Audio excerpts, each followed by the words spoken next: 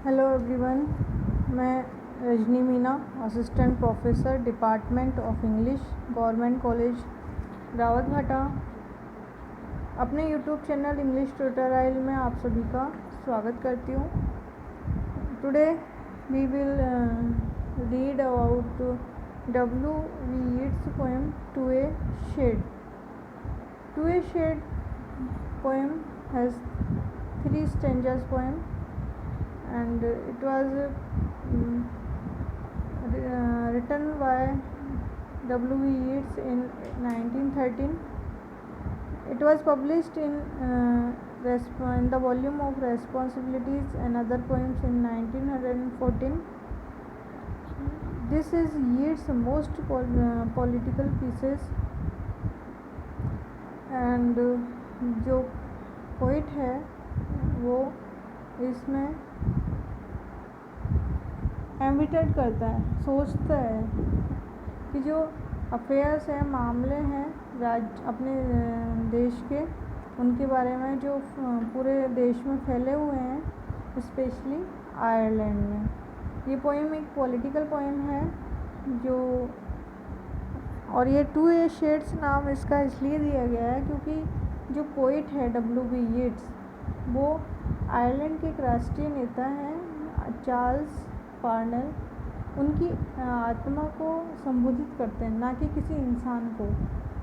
वो जो आत्मा है वो पुनः शहर को देखने आई है कि शहर में जो पार्नेल है, तो चार्ल्स पार्नेल, उनकी डेथ के बाद क्या क्या चेंज आया है। तो आइए पोएम स्टार्ट करते हैं। If you have revisited the town thin shade whether to look upon your monument.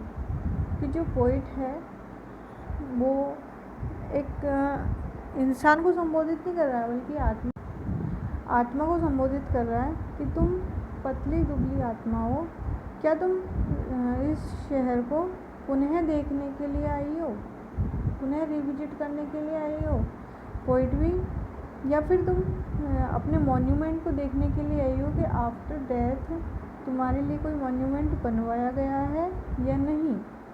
I wonder if the builder has been paid.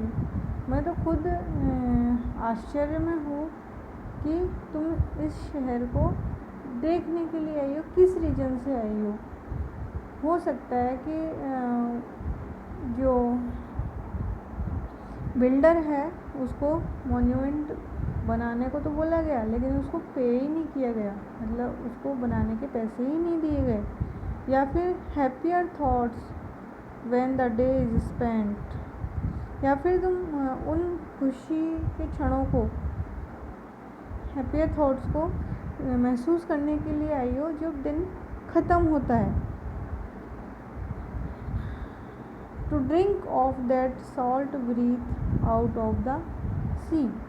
या फिर तुम जो समुद्र का खारा पानी है उसको पीने के लिए आई हो, या फिर समुद्र की जो खारी हवा है उसको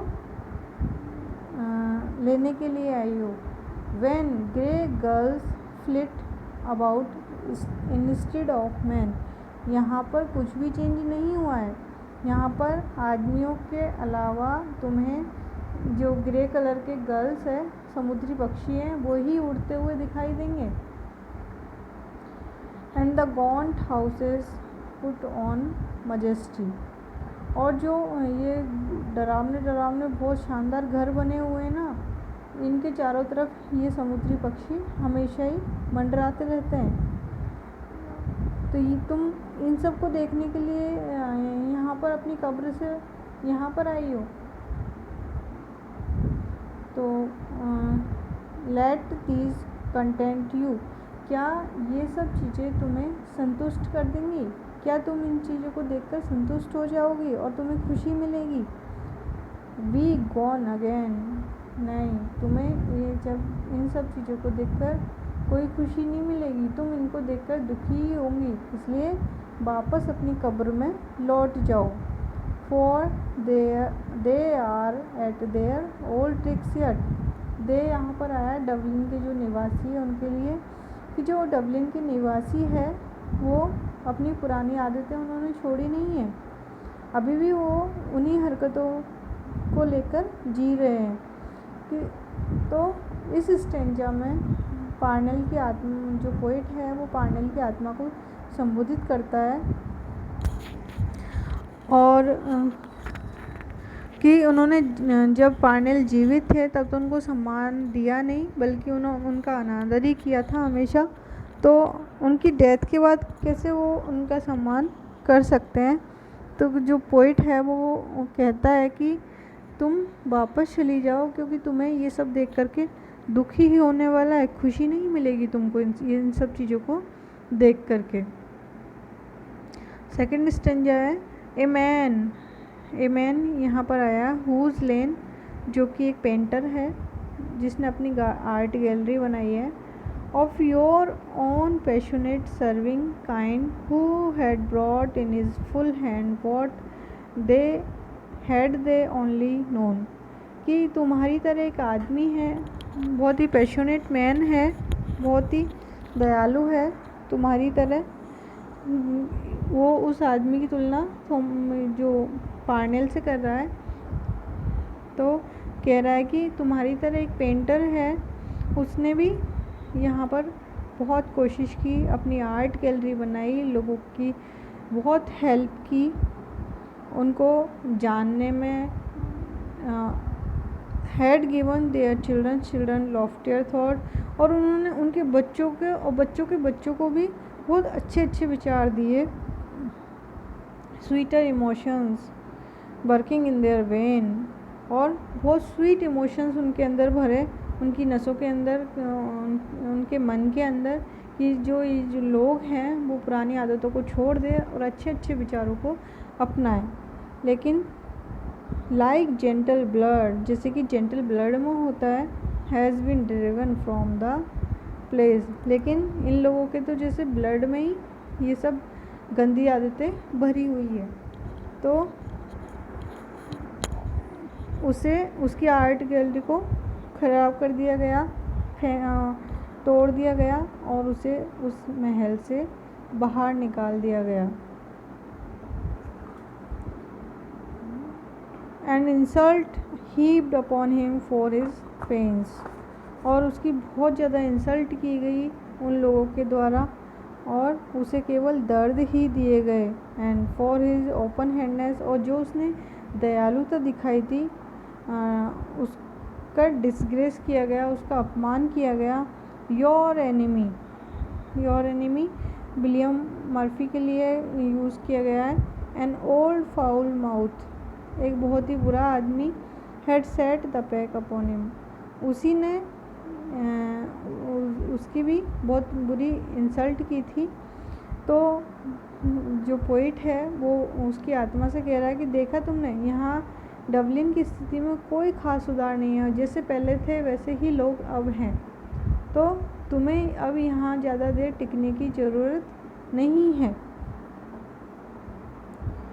थर्ड स्टेंजा है go unquiet wanderer. Unquiet wanderer Charles Parnell की आत्मा को बोल रहा है पोइट कि तुम वापस अपनी कब्र में चली जाओ। एंड गेदर द ग्लासनेविन कवरलेट, ग्लासनेविन जगह पर चार्ल्स पार्नेल की कब्र है, तो वहाँ पर चले जाओ जहाँ पर बहुत सारे और नोबल लोगों की कब्रें बनी हुई है। About your head till the dust stop your ears, और मिट्टी को अपने हेड के चारों तरफ लपेट लो ताकि अपने कानों को ढक सको और तुम्हें ये सब आवाज़ें सुनाई ना दे। The time for you to taste of that salt breath, और जो अब ये समय सही नहीं है तुम्हारे लिए कि तुम जो साल्ट ब्रीथ जो तुमने टेस्ट की है उसको टेस्ट करो और ज़्यादा, तुम्हारे लिए ये सब सही नहीं है। And listen at the corners has not come, और नुक्कड़ पर खड़े होकर के अच्छे लोगों की अच्छी बातें सुनो, वो समय नहीं आया है अभी। यू हैड इनफ ऑफ सोरो बिफोर डेथ, तुम्हें मृत्यु से पहले भी तुमने बहुत दुख झेला, बहुत अपमानित किया गया तुमको, तो अब मृत्यु के बाद तो अवे बहुत दूर चली जाओ। You are safer in the tomb, तुम उस कब्र में ही सेफ़र हो, बाहर तुम सेफ़ नहीं हो। तुम्हें यहाँ के लोगों की बातें सुन सुन करके और दुख पहुँचेगा। इससे अच्छा है कि तुम वापस अपनी कब्र में चले जाओ। यहाँ के लोग जैसे थे अभी भी वैसे ही हुए हैं, उनके अंदर कोई सुधार नहीं हुआ है। अभी भी वो लोगों को अपमानित करते हैं, उनकी इंसल्ट करते हैं, उनको निकाल देते हैं। तो जो पोइट है वो कहता है कि तुम अपनी कब्र में ही सेफ हो, तुम वहीं रहो। नॉवल लोगों और दूसरे जो नॉवल लोगों की कब्रें बनी हुई है उनके साथ रहो, तुम्हें यहाँ पर रहने की आवश्यकता नहीं है। Thank you.